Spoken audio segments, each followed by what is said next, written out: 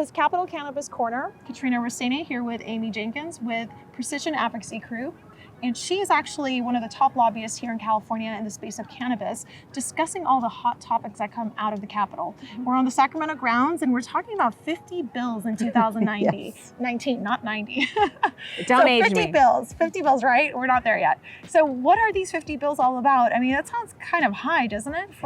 It is abnormally high Right. to have 50 bills on any particular topic in the legislature ever. Right. Interestingly enough, though, we actually had more bills 2 years ago related to cannabis, well over 60.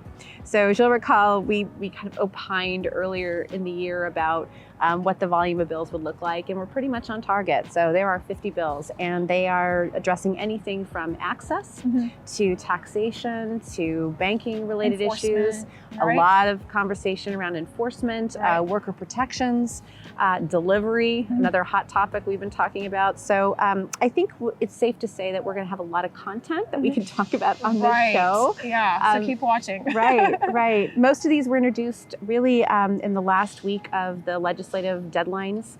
And so we're still evaluating, but we're going to start to see a lot of action. And so we'll be able to talk a little bit more about what they do and those timelines and future programs. So, and is it safe to say that probably most, if not almost all of these bills are really to focus on getting and minimizing the illicit market and the black market and to give the licensed markets opportunities, I mean, such as taxation and all these other topics we've been covering. And so industry must be pretty happy to hear that there are so many bills. Is that a good take on it? Normally we don't like so much, government influence. I mean, that's what private sectors and perspective has been, but this is interesting because these are supposedly pro-industry, right? Well, I mean, there are some that we probably are not going to like. Right.